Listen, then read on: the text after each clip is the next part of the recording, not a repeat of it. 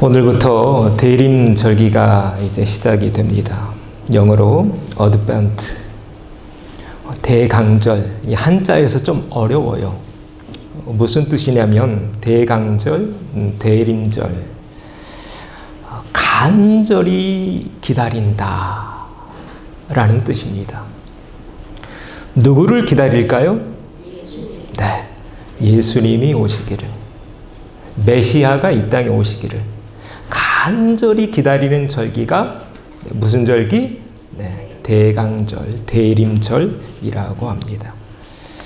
그래서 이번 대림절기에 예수님의 탄생과 관련된 인물들을 한 명씩 나눠가려고 합니다. 하나님은 이 세상을 하나님의 뜻대로 운영해 가실 때 한 가지 법칙이 있어요. 하나님은 항상 사람과 함께 일하십니다. 자, 누구랑 함께 일하신다고요? 사람과 함께 일하셔요. 그래서 항상 하나님은 사람을 찾으셔요. 우리가 이사야서 공부할 때 함께 나눴죠? 내가 누구를 보낼고 항상 찾으셔요. 오늘부터 시작되는 대림절기도 마찬가지입니다. 메시아가 이제 이 땅에 내려오셔야 되죠. 사람이 필요했어요. 자, 오늘 첫 번째 주인공 누군가요? 의로운 사람 요셉이라는 인물이 오늘 본문에 등장합니다. 의로운 사람이었다, 요셉은.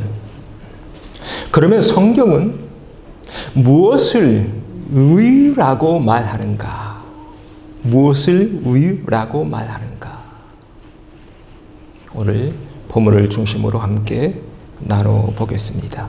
자, 첫 번째입니다. 이것이 의입니다. 읽어보죠. 덮어주는 것이 의다. Righteousness is covering. 덮는다. 무엇이 의인가? 덮어주는 것이 의다. 여러분, 제가 의 발음이 잘 안 됩니다. 이해하고 들으십시오. 제 고향이 남쪽이어서 의 발음이 잘 안 된다는 거 이해하시고 들으십시오. 당시 요셉은 정혼한 사이였습니다. 약혼한 사이였어요. 누구랑 약혼했나요? 마리아랑 약혼했습니다. 그 당시 이스라엘 사람들 보니까 보통 소녀는 몇 살에 약혼식을 치렀냐면 14살 전후였대요. 그러니까 10대 소녀예요. 마리아는 나이가 많이 먹어봤자 한 15, 16밖에 안 됐어요. 그러면 요셉은 몇 살쯤 됐을 것 같아요? 약관의 나이였대요. 약관이면 몇 살? 딱 20살 전후. 좀 적으면 19, 좀 많으면 21. 그렇게 약혼식을 치른 뒤에, 우리 한국도 그렇죠. 약혼식 먼저 하고 약 1년 정도 준비 기간을 갖습니다. 예나 지금이나 결혼하려면 준비해야 될 게 많잖아요. 그래서 마리아와 요셉도 마찬가지였어요. 마리아는 많아야 한 15, 14 이 정도 나이. 요셉은 19, 20. 약혼식을 치렀습니다. 얼마나 꿈에 부풀어 있었겠어요. 여러분, 우리도 그렇잖아요. 언제 결혼한다 그러면 막 아름다운 꿈을 막 꾸었겠죠. 그렇게 열심히 결혼식을 준비하고 있는데 한 가지 큰 문제가 발생하고 맙니다. 자, 바로 이 문제인데 같이 읽어보죠. 예수 그리스도의 나심은 이로 아니라 그의 어머니 마리아가 요셉과 약혼하고 동거하기 전에 성령으로 잉태된 것이 나타났더니. 자, 약혼식만 치렀어요. 그런데 마리아가 지금 상태가 어때요? 임신한 거예요. 어떻게 알았을까요? 임신했다는 거. 배가 점점 불러오는 거 보면 알게 되죠. 참 엄청난 일이었을 겁니다. 우리는 지금 이 마태복음, 마가, 누가, 요한복음을 우리가 알고 있기에 지금 마리아가 지금 잉태됐다는 이 사실, 자, 누구의 힘으로? 성령의 힘으로 잉태됐다는 걸 알고 있어요. 그런데 2000년 전 마리아의 남편 될 요셉은 알고 있었을까요? 모르고 있었을까요? 전혀 모르고 있는 상태라는 것을 우리가 먼저 기억해야 됩니다. 전혀 모르고 있습니다. 마냥 꿈에 부풀어 있었을 겁니다. 여러분, 젊은이들 10대 후반 얼마나 꿈에 부풀어 있어요. 아름다운 가정에 대한 꿈을 품고 있었겠죠.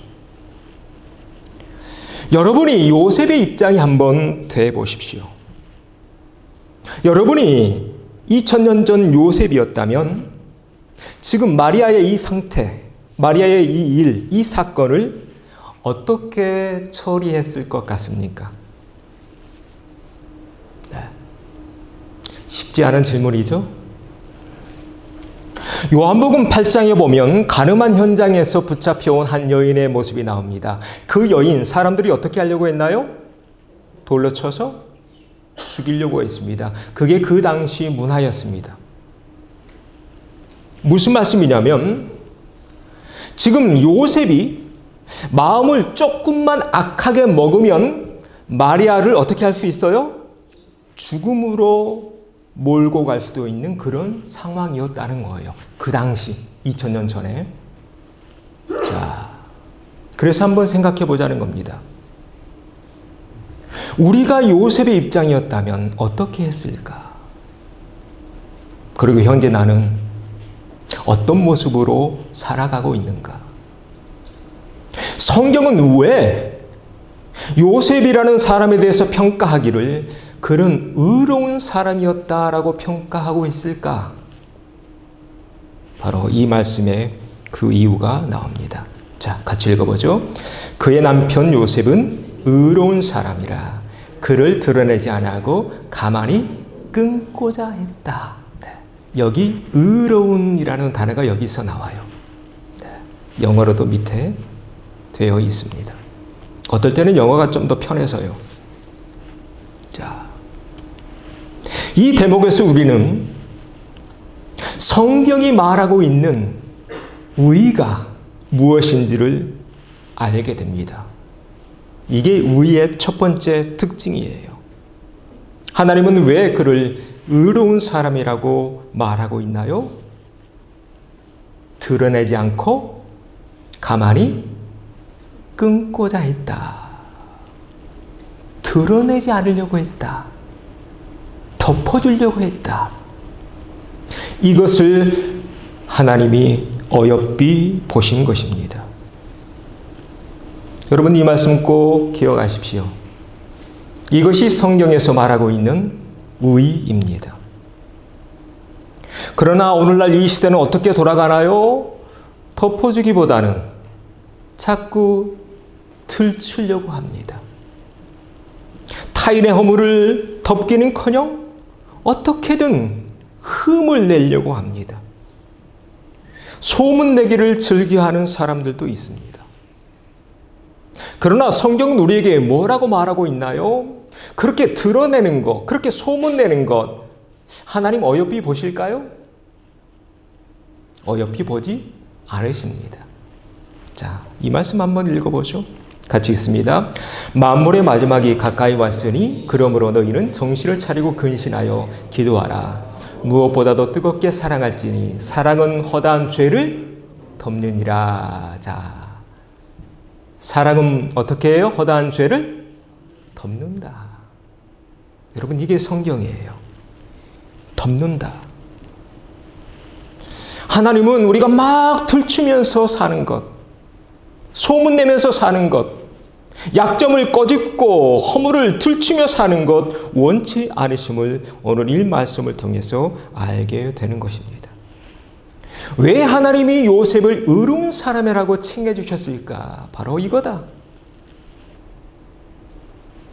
그 한 소녀 마리아의 허물을 덮으려고 했어요. 그럴 때 하나님이 우리를 어여삐 보시는 것 같아요. 그리고 가정 또한 그렇게 사는 게 맞는 것 같아요. 남편이 계속 아내의 약점만 꼬집고 아내가 남편의 허물만 들추면 그 가정 어떻게 되겠어요? 풍비박산나죠. 바라기는 우리 참소망에 속한 모든 가정들 이번 대림절기를 맞아서 더욱 사랑하고 더욱 안아주고 혹 부족한 부분이 있다면 내가 대신 감당하며 덮어주며 그렇게 살아가는 가정들 되어야 할 줄로 믿습니다. 자, 이렇게 한번 인사합시다. 덮어주는 것이 의입니다. 덮어주며 삽시다. 이것이 하나님의 뜻인 것 같아요. 그래서 하나님은 덮어주는 걸 좋아하셔요. 자, 말씀 하나 더 볼까요? 하나님이 얼마나 덮어주시는 것을 좋아하시는지 같이 읽어봅니다. 가나안의 아버지 함이 그의 아버지의 하체를 보고 밖으로 나가서 그의 두 형제에게 알림해 셈과 야벳이 옷을 가져다가 자기들의 어깨에 메고 뒷걸음쳐 들어가서 그들의 아버지의 하체를 어떻게 했어요? 덮었어요. 우리가 잘 아는 장면이죠. 창세기 9장에 나오는 노아가 그 방주에서 나온 뒤에 사람들 다 이제 없으니까 외로웠나 봐요. 그러니까 포도나무를 심었는데 그 포도나무에서 뭐가 나와요? 포도주가 나왔어요. 이게 최초의 술이에요. 최초의 술은 포도주예요. 그거 마시고 다 벗고 자고 있었어요. 근데 그 장면을 누가 제일 먼저 봤나요? 함이 봐요. 노아의 아들이 3명이 있었죠. 셈, 함, 야벳. 함이 제일 먼저 봐요. 근데 함은 어떻게 했어요? 밖에 나가서 동네방네 떠들었어요. 얼라리 껄라리 그러면서. 아버지가 다 벗었대요 그러면서. 그런데 셈과 야벳은 어떻게 했나요? 뒷걸음 쳐서 갔다고 되어 있어요. 왜? 안 보려고. 그리고 슬쩍 덮어주고 나온 거예요. 우리는 이 창세기 역사를 잘 알고 있습니다. 인류는 셈과 함과 야벳을 통해서 다시 새롭게 시작되는데 어떤 아들들이 축복을 받나요? 셈과 야벳이 축복을 받습니다. 반면에 함은 저주를 받죠. 이 말씀 속에서 하나님이 주시려는 메시지는 이거라는 거예요. 하나님은요, 우리가 이 세상 지구에서 살 때 틀추기보다는 어떻게? 덮어주며 사는 것을 원하신다. 서로 이해하며 덮어주며. 이해한다는 것은 어떤 의미인가요? 내 입장이 아니라 상대방의 입장에 한번 서보는 것. 내 주장이 아니라 상대방의 주장도 한번 들어보는 것. 상대방의 생각도 한번 헤아려 보는 것. 이것이 이해하며 산다는 의미입니다. 그래서 오늘 본문에서 지금 요셉이 엄청난 일을 지금 당하고 있잖아요. 이제 좀 있으면 내 색시로 들어올 소녀가 배가 점점 불러오고 있어요. 엄청난 일이죠. 이때 요셉이 뭘 하고 있었는가? 자, 이 말씀을 좀 봐야 됩니다. 같이 읽어보죠. 이 일을 뭐 했어요?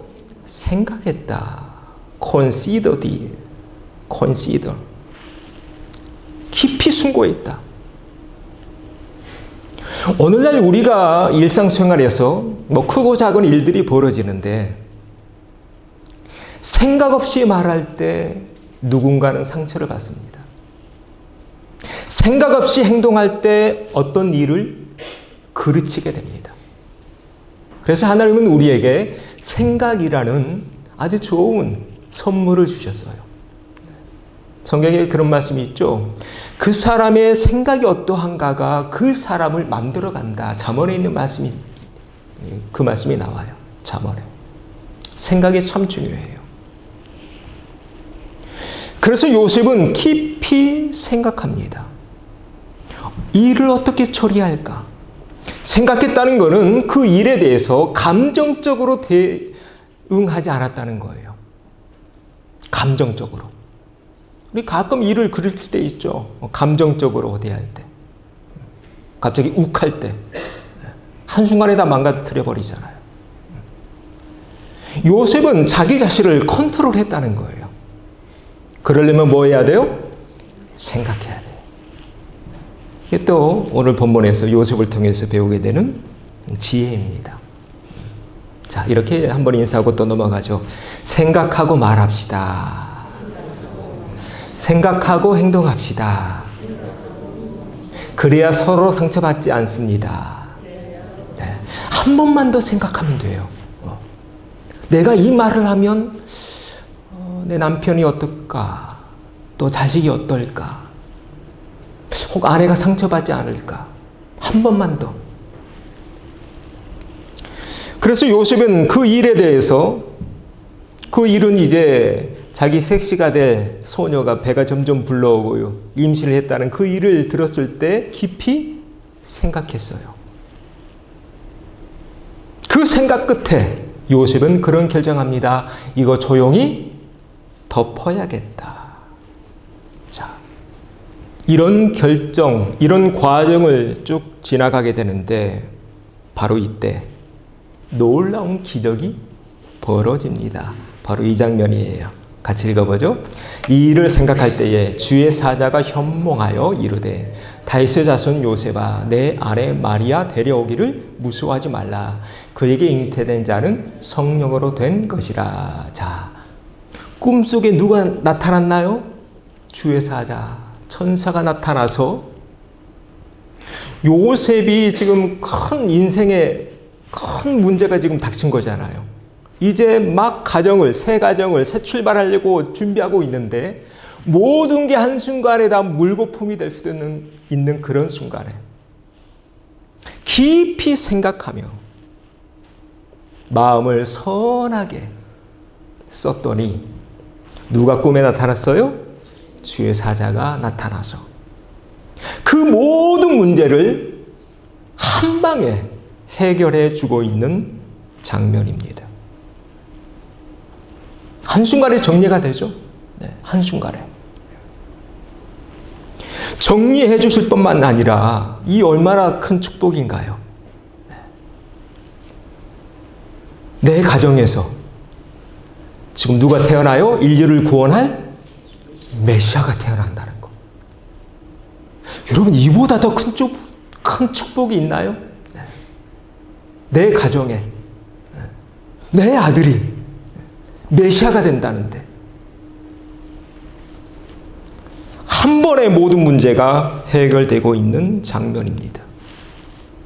도저히 풀 수 없는 그 어린 20살도 안 된 그 어린 소녀가 도저히 풀 수 없는 그 문제를 하나님이 친히 개입하셔서 그 모든 문제를 풀어주실 뿐만 아니라 이 놀라운 축복의 장면이 펼쳐지고 있는 것입니다. 언제 이런 축복이 우리에게 주어지는가를 우리는 유심히 봐야 됩니다. 요셉은요, 마음을 악하게 쓰지 않고 선하게 풀어가려고 했어요. 그럴 때 하나님이 우리 인생에서 친히 개입하십니다. 그래? 너가 그랬어? 그러면 내가 갚을 거야. 이렇게 복수하려는 마음, 또 망신 주려는 마음, 내 미래를 네가 망쳤어? 이렇게 탓하려는 마음, 그런 마음이 아니라 조용히 덮어주려는 마음. 한 소녀, 이제 14살, 15살 먹은 그 소녀의 생명을 어떻게든 지켜주려는 그런 마음을 품을 때 하나님이 우리 인생 속에 친히 개입하고 계신 것입니다. 바라기는 오늘 모든 위기가 기회로 바뀌고 있는 것처럼 또 모든 악한 일들일 수도 있는데, 악으로 끝날 수도 있는데 그 모든 것이 뭘로 바뀌어요? 선으로 바뀌고 있는 것처럼 우리도 요셉처럼 그렇게 선한 마음 품고 갈 때 하나님이 우리 삶 속에 개입하시고 우리 가정에 개입하시고 우리 사업장에 개입하셔서 내 힘으로 도저히 풀 수 없는 그 모든 문제들을 하나님이 친히 풀어줄 줄로 믿습니다. 이게 성경의 역사입니다. 한번 따라서 하시죠. 요셉의 마음 가지고 살 때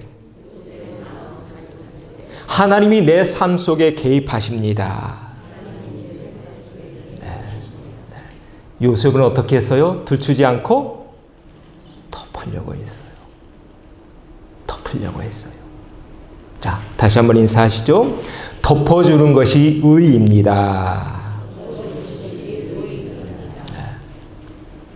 그게 하나님의 뜻인 것 같아요. 가정이든 또 이 세상에 우리가 살아갈 때.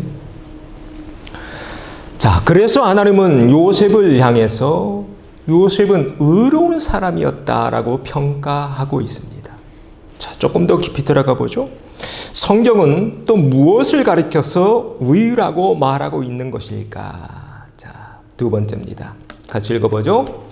행하는 것이 의다. Righteousness is acting.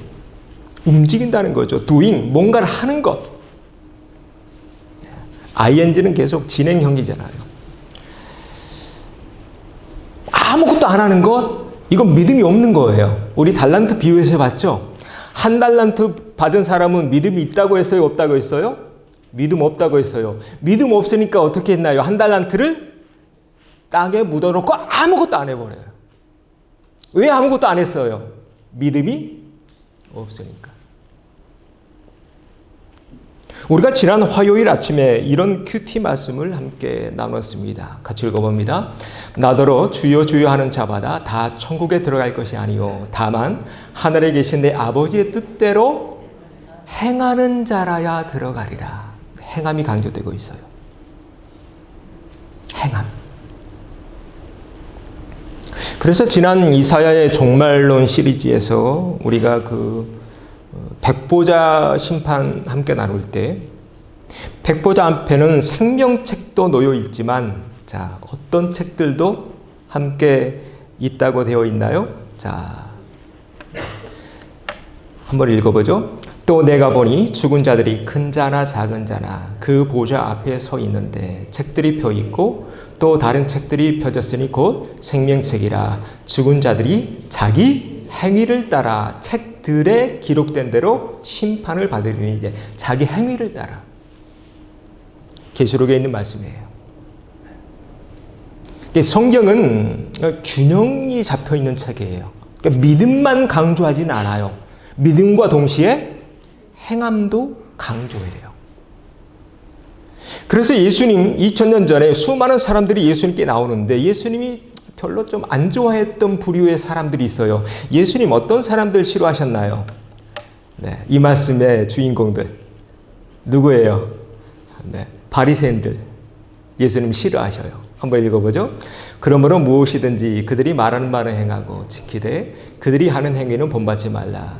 그들은 말만 하고 행하지 아니하며 또 무거운 짐을 묻고 사람의 어깨에 쥐이되 자기는 이것을 한 손가락으로도 움직이려 하지 아니하며 이 말로 다 해 드신다고 하죠. 시쳇말로 말로 다 해 드시는 그런 바리새인들 예수는 그래서 싫어하셨어요. 그래서 마태복음 25장에 세 가지 예가 나온다고 했는데 거기에 양과 염소가 나와요. 그때 이제 다 불러 모아서 상도 주시고 벌도 주시는데 자, 노란 것이 읽어보죠. 내가 줄일 때에 너희가 먹을 것을 주었고 목마를 때에 마시게 하였고 나그네 되었을 때에 영접하였고 헐벗을 때에 옷을 입혔고 병들었을 때에 돌보았고 옥에 갇혔을 때에 와서 보았느니라. 전부 다 행위죠. 먹을 것을 주는 것도 행위, 물 떠다 주는 것도 행위, 옷을 입혀주는 것도 행위, 옥에 갇혔을 때 가보는 것도 행위. 성경은 이렇게 우리 행위를 아주 강조하고 있어요.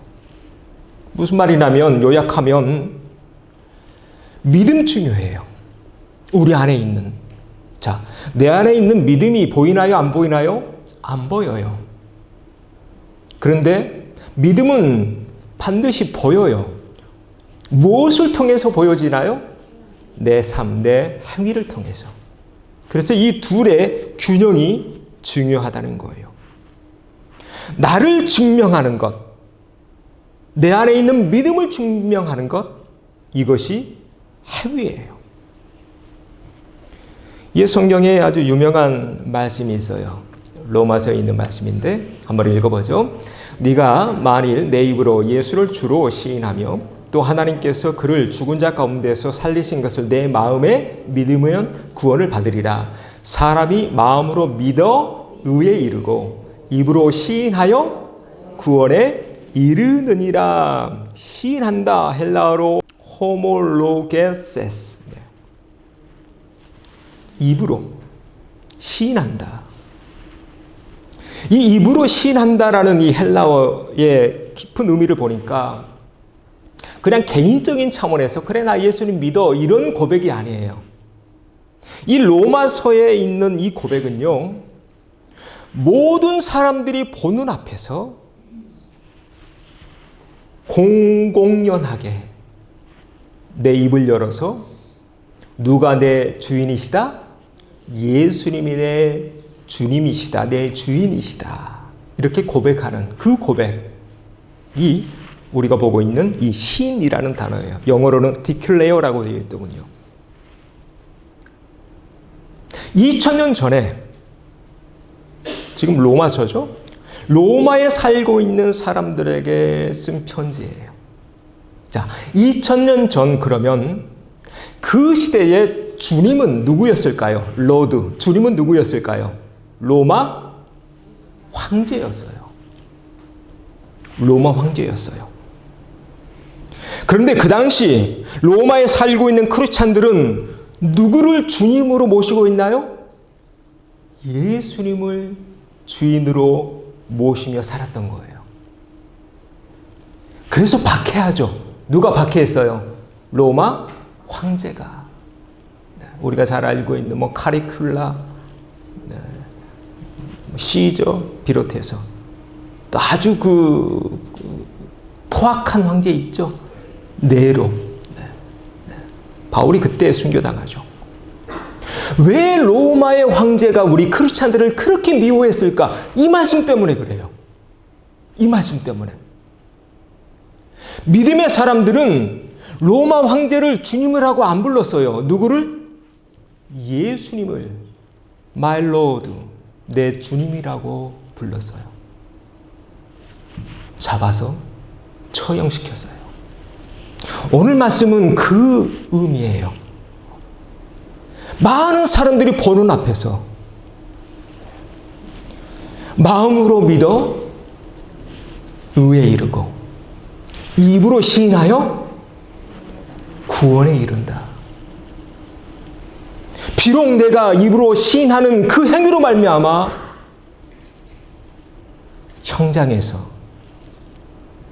칼에 목베임을 당하고 원형 경기장에서 사자의 틀, 양의 그 탈, 우리 그 역사를 보면, 교회사를 보면 로마 원형 경기장에서 그렇게 우리 믿음의 선배들 죽였어요.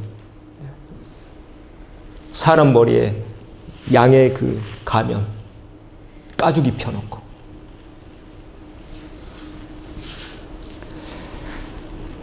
오늘 이 시인의 의미는 그런 의미다. 비록 그 행위로 말미암아 나는 순교를 당하지만 그 거룩한 행위가 나를 어디에 이르게 해요? 구원에 이르게 한다. 바라기는 마지막 때를 살아가는 우리의 믿음 또한 2000년 전 로마 교회 교인들의 그런 믿음이어야 될 줄로 믿습니다. 자, 이렇게 한번 인사하고 넘어갑니다. 믿음은 행함으로 완성됩니다. 삶으로 시인하는 것이 의입니다. 네. 무엇이 의인가?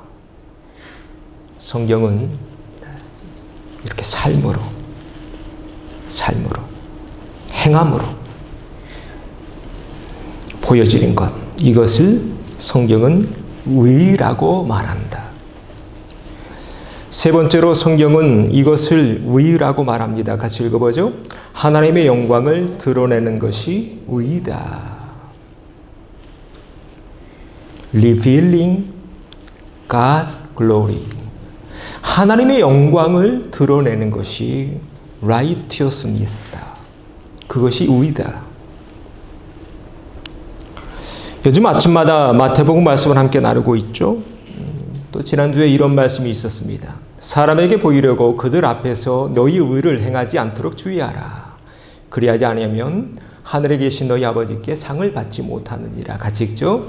그러므로 구제할 때 외식하는 자가 사람에게서 영광을 받으려고 회당과 거리에서 하는 것 같이 너희 앞에 나팔을 불지 말라. 진실로 너희에게 이르노니 그들은 자기 상을 이미 받았느니라. 이 말씀을 통해서 우리가 알게 되는 거 있어요. 하나님은요, 우리가 이 세상에서 살 때 내 의나 내 영광을 드러내며 사는 것 원치 않으셔요. 내 영광이 아니라 누구 영광? 하나님의 영광을 드러내면서 사는 것을 원하셔요. 이 대목에서 우리는 이런 의문이 생겨요. 그러면 하나님 왜 그러시지? 왜 하나님은 우리 사람들이 자신의 의나 자기 자랑하면서 사는 걸 왜 하나님은 원치 않고 왜 하나님은 하나님의 영광이 드러나는 걸 원하시지? 이거 너무 하나님 이기적인 거 아니야? 이런 의문이 들어요. 여러분 왜일까요? 하나님은 왜 우리가 하나님의 영광을 드러내며 사는 걸 원하실까요? 여기엔 두 가지 이유가 있어요. 첫 번째 이유는 바로 이 말씀이에요. 같이 읽어보죠.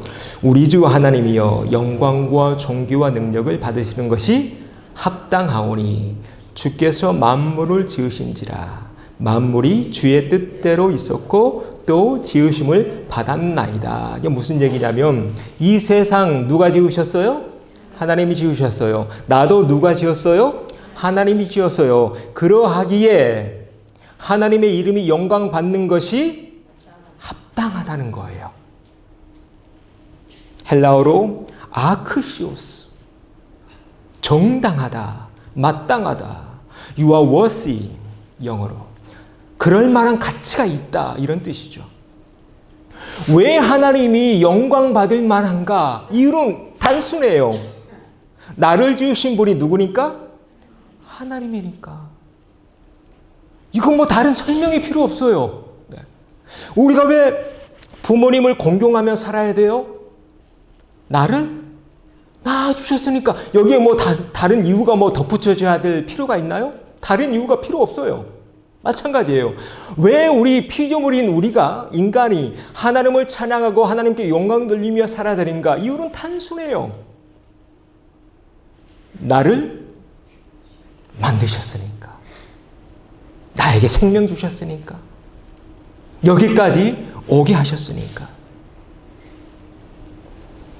그래서 계시록 4장 11절 천사들이 막 찬송하는 장면 나오죠.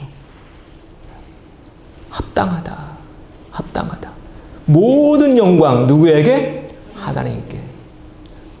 근데 요한계시록 중간쯤 보면 이 영광을 중간에서 가로채는 자가 나와요. 그 자가 누구예요? 그 자가 적그리스도죠. 계시록 12장, 13장, 14장. 짐승 두 마리가 나온다고 했어요. 하나는 바다, 또 한 마리는 땅에서 나온다고 했죠. 하나님의 영광을 가로채려고 할 거예요. 왜 우리가 하나님께 찬송 드리고 이렇게 눈도 많이 오는데 눈 아침에 추우면서 교회 나오냐? 이유는 단순해요. 하나님 찬양하려고. 나를 지으신 그분을 영광스럽게 하려고. 이게 첫 번째 이유다. 두 번째 이유가 있어요. 왜 우리가 하나님께 영광을 돌려야 되는가? 두 번째 이유 같이 읽어보죠. 기록된 바 의인은 없나니 하나도 없다. 이것 때문이에요. 아무도 없다. Not even one. 단 한 명도 없다. 자, 한번 고백하죠. 나는 의인이 아닙니다. 나는 의인이 아닙니다. 여러분 이거 꼭 기억하며 살아야 돼요. 나는 의인입니다. 이렇게 살면요, 내 삶은 누군가를 항상 정죄하려고 할 거예요. 누군가를 항상 충조평판, 충고하고 조언하고 평가하고 판단하고. 그래서 항상 우리 기독자는요, 이 의식 속에 이 말씀이 있어야 돼요. 나는 의인이 아니야. 나는 의인이 아니야. 그러면 뭐라는 거예요? 나는 죄인이야. 성경에 이런 말씀 나오죠. 자, 로마서 말씀 같이 읽어보죠. 모든 사람이 죄를 범하였음에 하나님의 영광에 이르지 못하였더니. 네. 모든 사람이 뭘 범했어요? 죄를 범했다. 우리가 왜 하나님께 영광 돌리며 살아야 되는 두 번째 이유가 여기 나와요. 사람은요, 영광 받을 만한 대상이 아니에요. 아니에요. 꼭 기억하셔야 돼요. 마지막 때가 되면 어떤 사람이 나온다고 했어요. 그 모든 영광을 본인이 받으려고 할 거예요. 그 자가 누구라고요? 저 그리스도다. 항상 염두에 둬야 돼요. 나는 의인이 아니고 죄인이야. 나는 죄인이야. 죄인인 우리가 어떻게 다른 사람을 정죄하고 판단할 수 있단 말입니까? 그럴 수는 없죠. 그런데 세상은 점점 그렇게 되어 가는 것 같아요. 여러분, 이 세상은 참 점점 그렇게 되어 가요. 남의 허물 들추는 거 좋아하고요. 비판하는 것을 똑똑하다고 말하고요. 그걸 정당화하고 그걸 띄워주고 정죄하기를 즐겨하는 세상이 되는 것 같아요. 그래서 우리나라 그 속담에 아주 재밌는 속담이 있더군요. 이 속담 아시죠? 네. 똥 묻은 개가 겨 묻은 개 나무란다.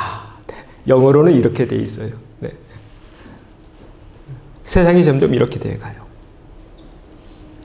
그러나 성경은 아니라고 말해요. 우리 모두는 다 의인이 아니라 죄인이다. 죄인이다. 의인은 없나니 하나도 없다. 그래서 하나님의 영광에 이르지 못하였다.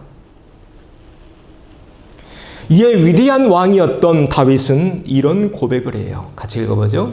내가 죄악 중에서 출생하였으며 어머니가 죄 중에서 나를 잉태하였나이다. 이게 무슨 얘기예요? 엄마가 죄인이라는 거예요? 그런 의미가 아니에요. 우리 모두는 다 죄인이라는 거예요. 이 죄를 무슨 죄라고 하나요? 원죄라고 하죠. 우리 모두는 다 원죄를 가지고 태어난 존재라는 거예요. 오늘 본문으로 다시 돌아가 보죠. 왜 요셉은 덮으려고 했을까? 이 말씀 때문에 그래요. 우리 모두는 다 죄인이니까. 그래서 조용히 덮으려고 했던 거예요. 그걸 하나님이 어여삐 보셔요. 그래서 요셉 너는 어떤 사람? 의로운 사람이야 라고 이렇게 칭찬해 주시는 거예요. 이게 성경이에요. 그리고 오늘날 우리도 마찬가지예요. 우리가 그렇게 십자가 앞에 나와서 하나님 나는 죄인입니다라고 눈물로 호소하며 회개하며 자복할 때 하나님은 우리를 덮어주셔요. 할렐루야. 무엇으로 우리를 덮어주실까요? 예수 그리스도의 보혈로 덮어주셔요. 자, 이 말씀이에요. 같이 읽어보죠. 그리스도 예수 안에 있는 속량으로 말미암아 하나님의 은혜로 값없이 의롭다 하심을 얻은 자 되었느니라. 네, 무엇으로 말미암아? 그리스도 예수 안에 있는 속량, 십자가에서 갚았다는 거예요. 속량. 자유케 했다. 후속하셨다. 값없이. 그래서 제가 전에 이 한자어를 설명해 드렸어요. 기억나시나요? 어를 의자를 풀어보면 나 아자 위에 뭐가 있나요? 양이 덮어져 있는 거예요. 내 위에 어린 양 대신 예수님의 보혈이 덮어짐으로 나는 이제 죄인이 아니라 의인, 의로운 자라 칭함을 받게 됐다는 거예요. 이게 아주 중요한 신학적인 의미로 칭의론이라고 해요. 나는 죄인이지만 내 위에 누구? 예수님이 예수님의 보혈로 덮어주셨다. 내 안에서 자기 자랑이 나오려고 하고 내 의가 살아꿈틀거리려고 할 때 이 글자를 떠올리십시오. 내 눈에 있는 들보가 아니라 타인의 눈에 들어있는 티끌을 끄집어내려는 그런 마음이 들 때, 지적하려는 그런 마음이 들 때 이 한자를 떠올리십시오. 그럴 때 내 삶에 오늘 이 말씀이 보여질 겁니다. 우리 마지막으로 같이 읽어봅니다.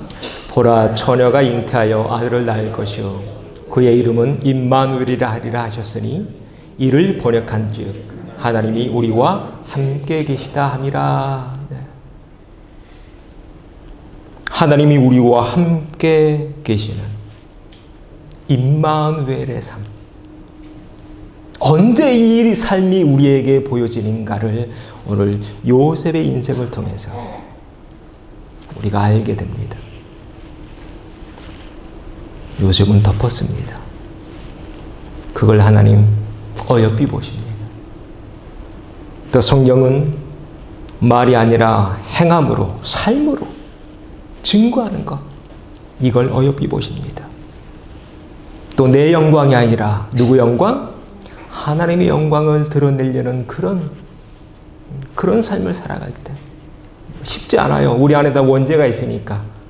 그러나 그걸 말씀으로 기도로 누르면서 하나님의 영광을 드러내려는 그런 삶을 살려고 할 때 하나님은 우리를 어여삐 보시고 우리 삶 속에 개입하셔서 우리와 함께 하셔서 임마누엘의 삶 되게 하십니다.